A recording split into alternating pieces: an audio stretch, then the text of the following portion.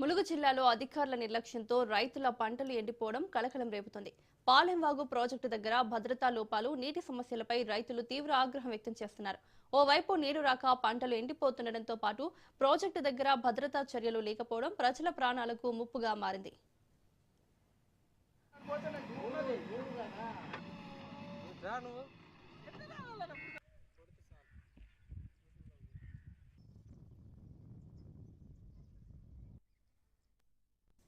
ములుగు జిల్లా వెంకటాపురం మండలం పాలెంవాగు ప్రాజెక్టు వద్ద పరిస్థితి ఆందోళనకరంగా మారింది. ప్రాజెక్టు రక్షణ గోడలు లేకపోవడం, గేట్లు సరిగ్గా పనిచేయకపోవడం వల్ల రైతులు తీవ్ర నష్టాలను ఎదుర్కొంటున్నారు. ప్రాజెక్టు నీటి నిల్వ సరిపోక కాలువలకు నీరు చేరకపోవడంతో ఆయకట్టు కింద ఉన్న పంటలు పూర్తిగా ఎండిపోయాయి. రైతులు సొంత ఖర్చులతో కాలువల పూడిక తీసి గేట్లు మరమ్మతులు చేసుకోవాల్సిన దుస్థితి ఏర్పడింది.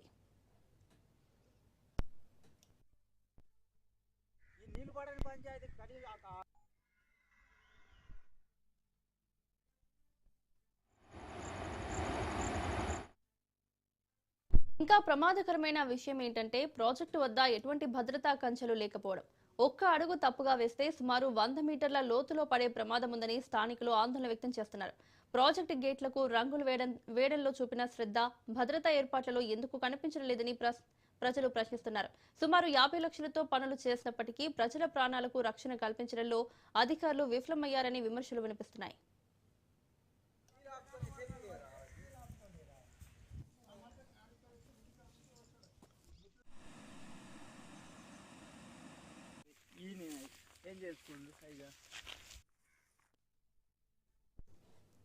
ప్రాజెక్టు ప్రజల కోసమా లేక కాంట్రాక్టర్ల లాభాల కోసమా అనే ప్రశ్నలు తలెత్తుతున్నాయి. అధికారుల నిర్లక్ష్యం వల్ల రైతులు పెట్టుబడులు పెట్టి నష్టపోయారని ఆగ్రహం వ్యక్తం చేస్తున్నారు. నష్టపోయిన రైతులకు తక్షణమే పరిహారం ఇవ్వాలని, లేదంటే పోరాటం చేస్తామని ఆదివాసీ నవనిర్మాణ సేన వ్యవస్థాపకులు కోట్సా నరసింహమూర్తి హెచ్చరించారు.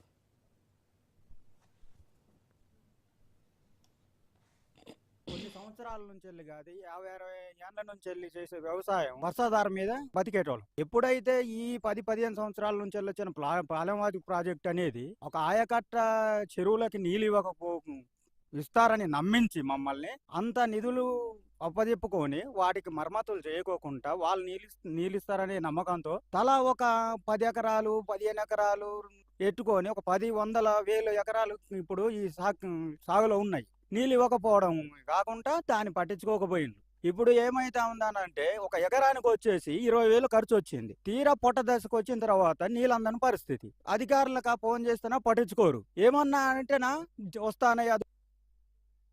ఇది 2004-2006లో దీన్ని ప్రారంభించడం జరిగింది. ఈ ప్రారంభించిన సందర్భంలో 2 సార్లు కూడా మరి అది తెగిపోవడం కూడా జరిగింది. తర్వాత మళ్ళీ కొన్ని నిధులు హెచ్చించి దాదాపు 240 కోట్ల రూపాయలు వెచ్చించి ఈ ప్రాజెక్టు నిర్మించడం జరిగింది. అయితే ఈ ప్రాజెక్టు సామర్థ్యం 10,132 ఎకరాలకు సాగునీళ్ళు అందించేటటువంటి సామర్థ్యంతో దీన్ని నిర్మించడం జరిగింది. ప్రాజెక్టు 2 దశాబ్దాలు దాటినప్పటికీ కూడా ఇప్పటి వరకు దాని పూర్తి స్థాయిలో నిర్మాణం జరగలేదు. పిల్ల కాలువలు ఇవ్వలేదు.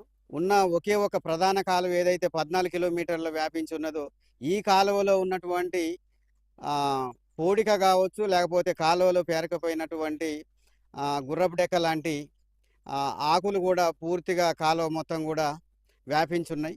దీనివల్ల కింది దిగువ ప్రాంతంలో ఉన్నటువంటి రైతులకి సాగునీళ్ళు అనేటివి పూర్తి స్థాయిలో రావడం లేదు.